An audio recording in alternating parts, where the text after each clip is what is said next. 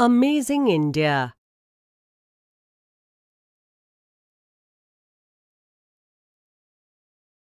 Red Fort, Qila-e-Mubarak, the heart of Delhi.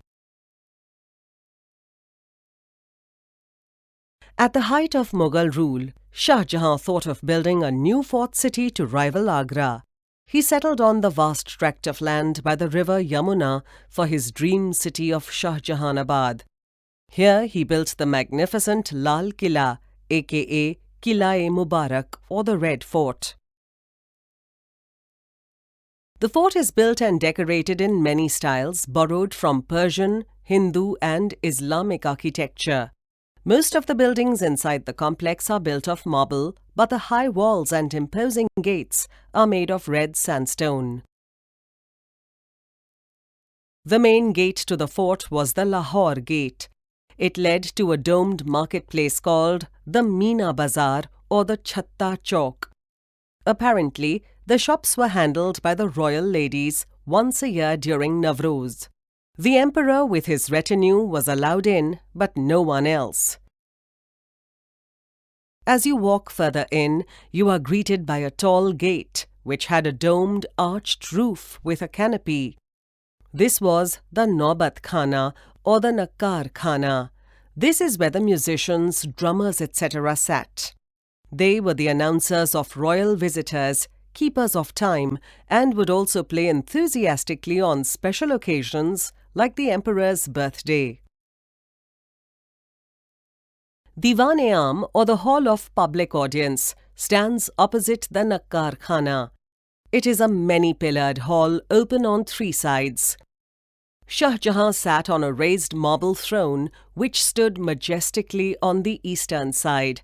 The canopy of the throne, ceiling and pillars were decorated in beautiful inlaid work and calligraphic designs.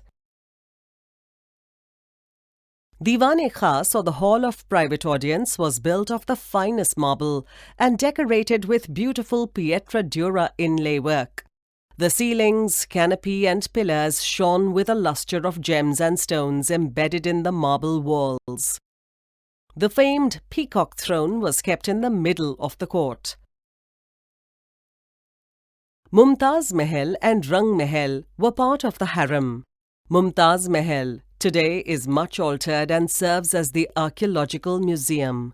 Rang Mahal was used by the royal ladies. It had a colourful mirrored ceiling which reflected lights and colours from gemstones in the walls. A water channel flowed through these apartments and cooled them. The Khas Mahal was part of the emperor's private rooms.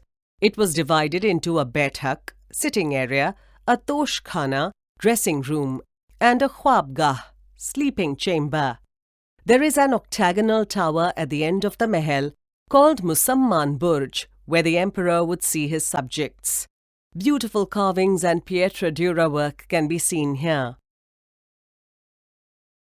Water used to be brought up from the river and channeled into various fountains, rooms and hammams or the royal bath. This water channel was called the Neher-e-Bisht or Stream of Paradise and was pumped by the hydraulics in Shahi Burj. The ground in Red Fort is divided in the classic Charbagh style of Persia. This garden was called the Hayat Bakhsh Bagh. There are two marbled pavilions called Sawan and Bhadon in the center of the northern and southern sides of the garden. After Shah Jahan was imprisoned, Aurangzeb ascended the throne. He built the Moti Masjid in the precincts of Red Fort. The three-domed masjid is built entirely of white marble with minimum decorations.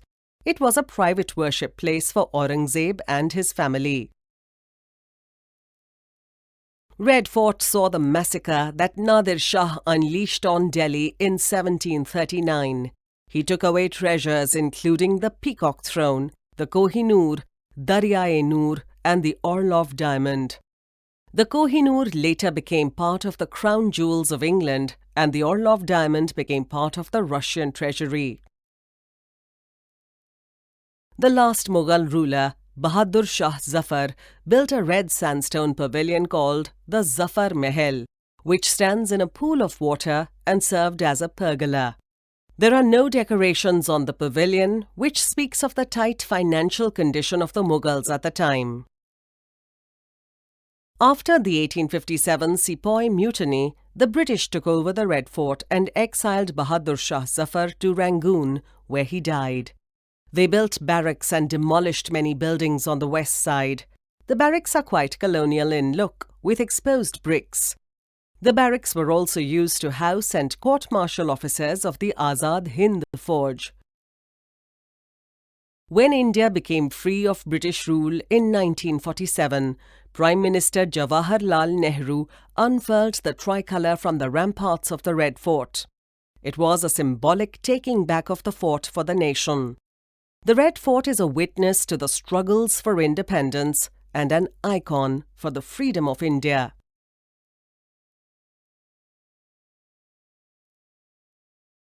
The Red Fort hosts a light and sound program which makes the fort look alive. Do visit and be a part of the history of our nation.